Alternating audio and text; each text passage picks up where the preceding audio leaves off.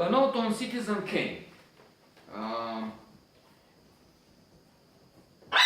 If not the best film in the world,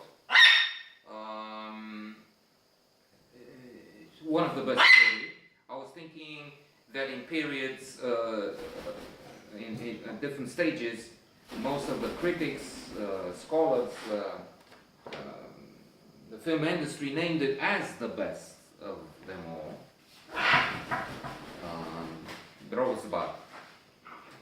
Indeed, fabulous.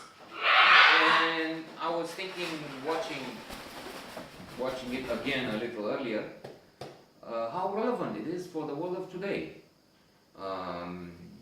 It has so many themes, subjects that we can think about. There's also the thought-provoking in that I still don't know what Rosebud is, even if it was explained as one piece of the puzzle.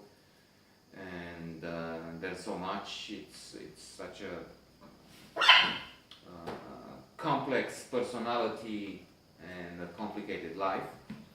But the passages in which the film deals with the mass media, as it was then, newspapers, the accuracy of the lies that were told then and now, I was thinking this is so modern, so up to date, so to say, even if it's a black and white film of 100 years ago or so. Not 100, but 70 maybe or so. 1942, I think it was. Anyway, so the word of last year, 2016, as declared by the Oxford Dictionary or some other distinguished, respectable entity, was post-truth. So we live in an era where the Donald, a character not unlike Citizen Kane, Charles Kane, declares that this is the so-called media, fake news, and the others also analyze what he's saying, and they discover that 70% of what he's saying is outright lies. And even when faced with pictures, with evidence, look, this is the crowd that attended your inauguration, and these are the other crowds. This is the proof. The media. And it's incredible, it's mind-blowing. Of course, I need to make amends because this is not Citizen Kane. I mean, this guy has that Kane, that media magnate and tycoon, had, at least up to a point, magnitude, had a strong personality. He was distinguished, sophisticated. True, he had this very dark side. He had this moment when he started telling everybody how great his second wife was as a singer, when she was in the vein of Florence Foster Jennings, if not the worst singer in the world, out there with the worst. But still, because she was his wife, he loved her, and even more important, he wanted, not unlike the Donald, to be seen as successful in all departments. He was the best, his wife was wonderful. One thinks Melania, who also talks with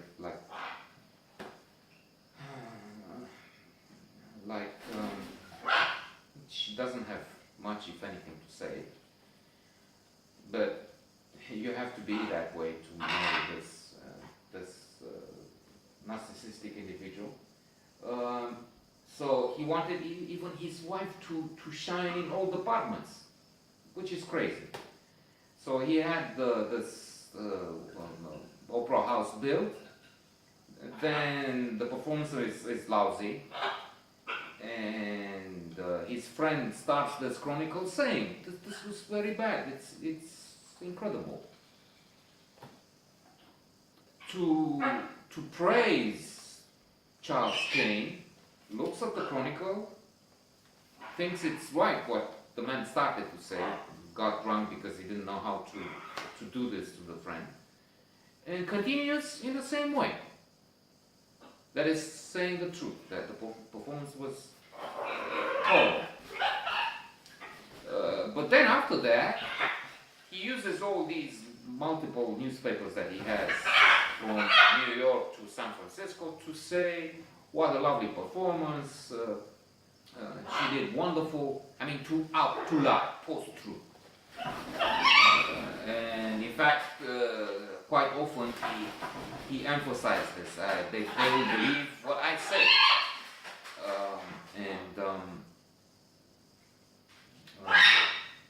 That's also something that we have in the world of today. We have on one hand Fox News saying Trump is great, and that's what his believers think, no matter what he does, and the others showing the opposite.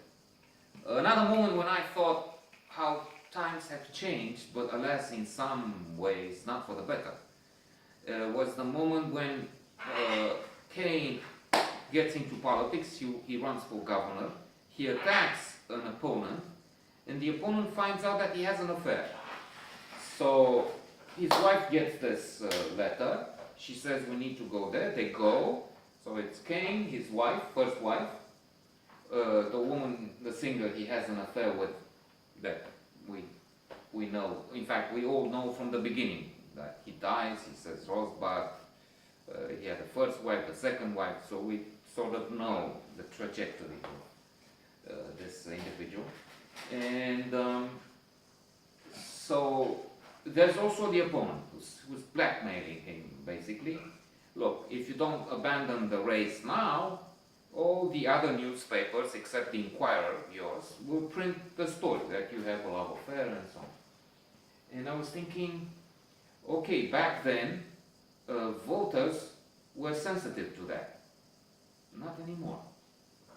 That is, you had to have more a profile to show that you're not lying, you have integrity, a sense of justice, fidelity, and so on.